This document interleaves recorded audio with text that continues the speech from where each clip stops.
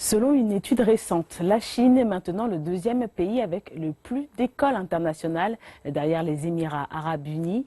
70 sont ouvertes à Shanghai. Entre 2010 et 2014, le nombre d'établissements internationaux à Shanghai a augmenté de près de 40% et accueille maintenant plus de 71 000 étudiants. L'un des premiers pensionnats aux États-Unis, Dwight School, a ouvert des établissements scolaires en Grande-Bretagne, au Canada et en Corée du Sud. Et en 2014, une division a été ouverte à Shanghai. Et contrairement aux autres grandes écoles internationales, Dwight School a choisi de s'associer avec le lycée de Qibao et d'offrir un baccalauréat international aux élèves âgés de plus de 15 ans. Tous les étudiants chinois ont étudié les 9 années de scolarisation obligatoire, mais ils ont choisi le baccalauréat international pour le deuxième cycle.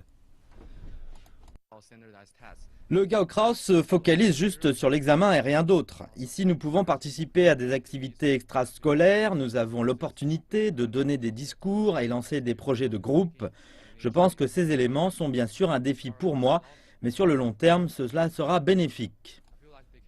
Beaucoup de parents utilisent les écoles internationales comme un tremplin pour que leurs enfants entrent dans des universités américaines ou britanniques, au lieu qu'ils passent le très concurrentiel Gaokao, examen d'entrée national à l'université.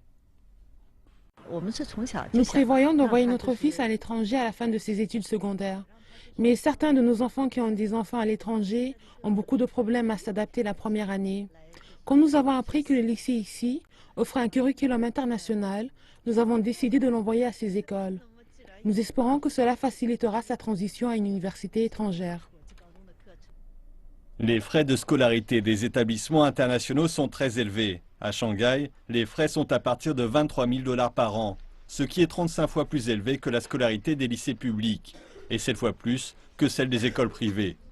Plusieurs élèves de Qibao Dwight sont issus de familles de classe moyenne. L'un des parents a affirmé que pour eux, les frais de scolarité sont abordables. Les frais de scolarité sont élevés, mais je pense que beaucoup de familles à Shanghai peuvent se le permettre. Même si les parents veulent que leurs enfants soient exposés à différents styles éducatifs, la plupart des enfants doivent aussi avoir une éducation chinoise. Les élèves dans les écoles internationales de Shanghai doivent obligatoirement suivre 4 cours locaux, c'est-à-dire des cours de mandarin, de politique, d'histoire et de géographie. Il y a plus d'opportunités pour les élèves chinois de suivre un curriculum international. Cette tendance est donc indéniable. Mais je pense que l'un des facteurs importants est de réfléchir à comment l'éducation devrait être structurée. La solution est-elle que les élèves chinois suivent un enseignement complètement étranger, sans tenir compte de la scolarisation obligatoire qu'ils ont suivie? Je ne pense pas. Pour nous, c'est de nous assurer que nous enseignons et servions nos enfants et que nous répondons à leurs besoins. La demande croissante a poussé les autorités éducatives locales et les établissements internationaux à faire des changements. Les autorités éducatives locales ont assoupli les règlements pour les partenariats sino-étrangers. Le responsable de la commission de l'éducation de Shanghai a indiqué que les écoles sino-étrangères développent des concepts et méthodes éducatifs plus créatifs.